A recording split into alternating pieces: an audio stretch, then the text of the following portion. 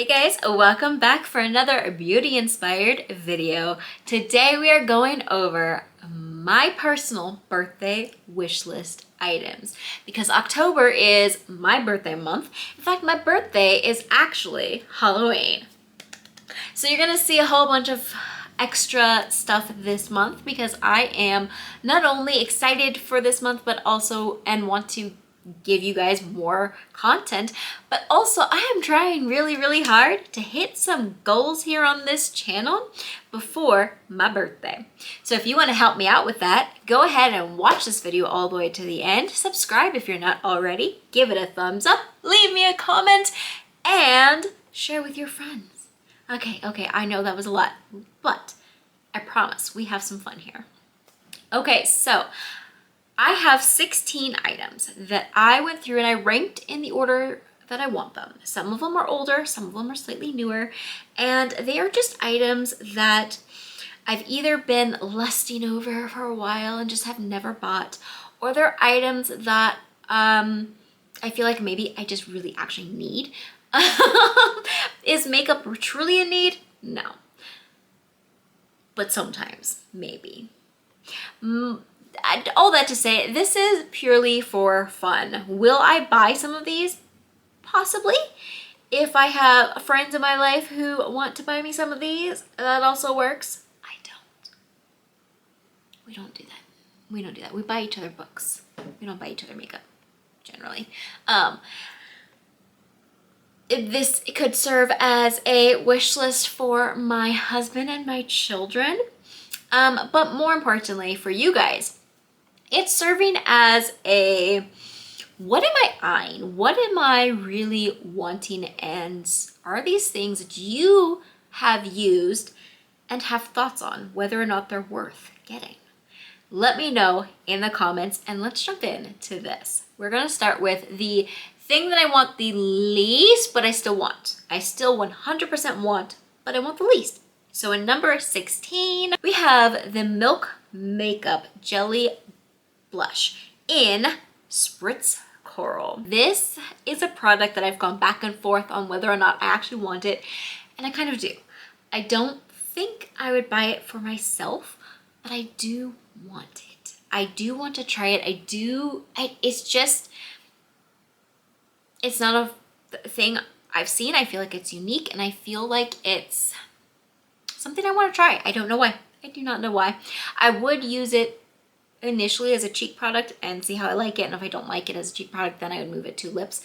But I do really want to try that out. For number 15, we are jumping to an indie brand, Ensley Rain, specifically the Harvest Moon palette. I've never tried anything from this brand, and this is a palette that I've seen for a while and have thought that this would be a really good palette to add to my collection with just enough differences from stuff I already have to make it, I feel like, worth it. Number 14, we are jumping to Natasha Denona, specifically the Bronze palette.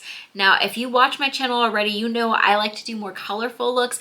You know I don't really go towards the more neutral side, but every once in a while I want to have that. And for some reason, it's that palette that makes me really want to do more neutral looks. That would be a palette. I don't have anything from that size from her, so that would be really cool to get. Number 13 is also a Natasha Denona palette. This is the Circo Loco, I think that's how you say it, palette. It's obviously completely different from the Bronze palette. It's very colorful. It's very fun. Not demure. I don't know. There's something fun and unique about this palette that makes me really want to try this. It's been on my radar for quite some time. Number 12 is not a palette. It is actually brushes. It is specifically the Singe Beauty brushes. I actually do need more brushes in my life, and I feel like the Singe Beauty ones would be perfect addition to my collection, and I just want them all, so I just put them all in a collection together. I would probably start with the eye ones because that's what I need the most, and then I would build up to the others. They all look like great quality, And I really like the color. Like, it's a beautiful color of those handles. So Singe Beauty Brushes is number 12. Number 11, we go back to Natasha Denona for the Retro Glam palette. This one I have wanted since the moment it released, and I just haven't bought it because it's an expensive palette. I mean, all of her stuff is. That's the only thing keeping me from buying this palette. It's the price. That's the only thing. And I was actually going to buy it, I believe it was last November, during the Black Friday sales, because I had seen in previous years that she had amazing sales, and then she just didn't. And so I just was like, I'm not going to buy it. I just cannot justify the cost. But I really, really want that one. That color story is speaking to me so much. And I know I like her formula because I have some of her smaller palettes, and I've seen nothing but good reviews on it. So it's still on my wish list. It is still there. Number 10 shouldn't surprise you because of the Natasha Denona retro palette, but it is the Alter Ego Sakura palette. Now, I did see that it's sold out. I don't know if they'll bring it back, but I really hope they do. And this is supposed to kind of be a dupe for the Natasha Denona. I have heard that it's not nearly as good quality, but that the colors do work like the colors in the Natasha Denona one. So I have wanted since the beginning to get both of those palettes and compare them and try them for myself. And again, it's just a color story that for some reason is really calling to me. Now, why have I not bought the Alter Ego one, even though it's way less expensive? Because you can only order it online. And I'm one of those people who hates ordering makeup online. I will order online, but from indie brands, for some reason, I'm a lot more careful and protective of that. And I think it's because you just never know like what the shipping is going to be like, and if there's something wrong, if they're going to replace it and all that. I'm slowly working out of that and slowly being more okay with doing it, but also I hate paying for shipping, so I won't pay for shipping. So I have to be able to order enough to get free shipping, and if you don't offer that, then the chances of me ordering are very, very low. Very, very low. Number 9 is also from Alter Ego, and that is the Mystique palette. This one is just a color story that is speaking to me. Now, I will say I have recently seen some reviews of that palette saying that it's not the best of quality. So I might revisit that and switch it out for a different palette, but it's really the color story that really makes me want that palette. For number 8, we are going back to Ensley Rain Cosmetics, and it is the Lands of Enchantment palette. So the Lands of Enchantment is a palette that I have wanted again since it was announced. I have the ColourPop Aurora Struck palette, and I love that palette. I love the color story. I love everything about it. And when this one came out, everybody was like, I saw similarities, and people were also posting about how they were similar, but how the Ensley Rain is such a step up, like step up, huge step up in quality. And it's just a color story that I like. So again, I haven't bought it because it's kind of expensive, but it's also, you have to buy it online, possibly pay shipping, and because it's not one that I've had the chance to try yet, it's not one that I have been willing to fork the money over for, versus the ColourPop one, I'm willing to fork over that level of money. But eventually I hope to get this before it goes away. Number 7 is also an Ensley Rain palette. I think it might just be time to bite the bullet and buy these Ensley Rain palettes. This one is the Groovy Garden. Like, this color story is beautiful. The packaging is amazing. The layout of it all, amazing. Like, there's nothing I don't like about this except for the price. I'm not saying it's not worth the price. I'm just saying that it is a pretty high price tag. And so I don't know. NC Rain might be the one that I need to watch for some sales on and see if I can just get all 3 of those palettes I want. That would be expensive. The thing is though, like I have to juggle buying it just for me versus buying it for me and this channel, because most people want to see newer stuff and I don't know. I don't know. Okay, moving on to number 6. We're completely switching gears here and we are going with a perfume. I'm going to start by saying I have not smelled this perfume. So the fact that it is on my list without me even having smelled a sample of it or anything is amazing, because I am super picky about my scents. Super, super picky.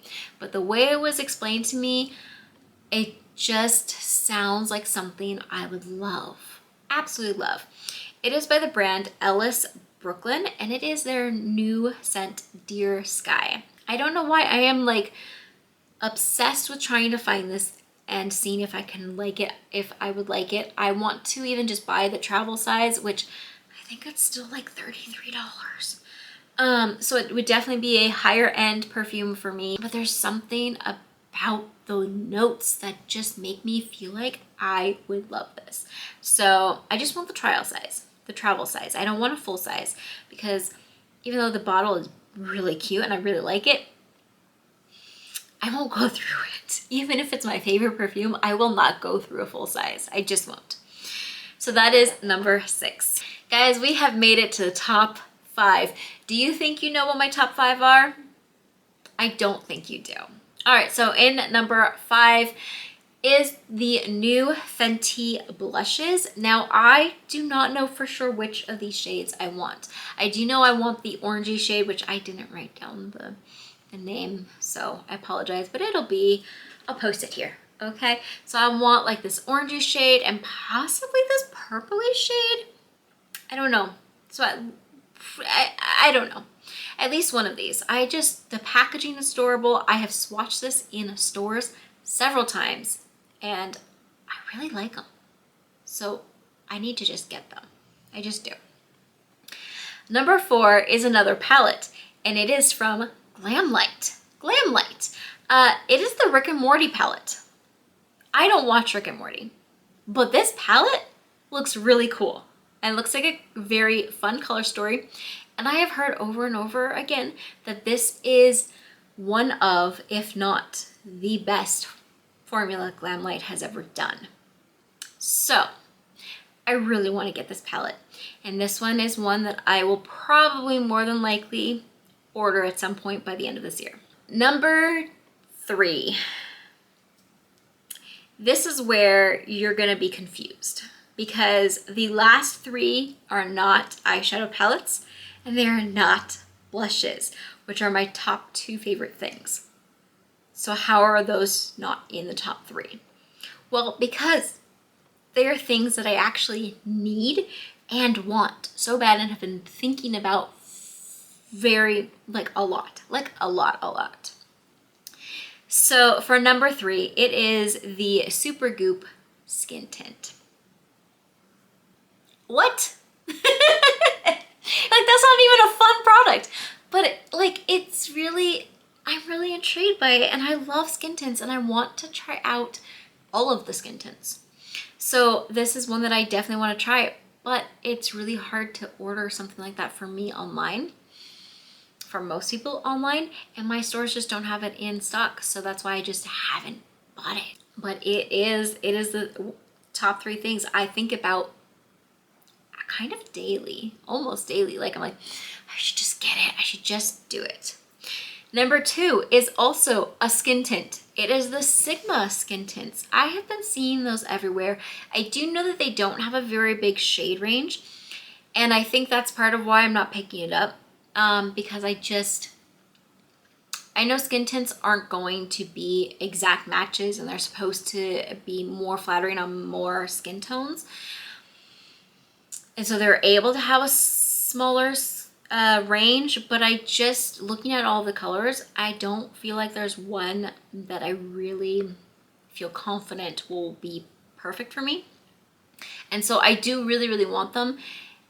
And if I see them in stores and I'm able to swatch them, then I would actually buy it if I could find a shade.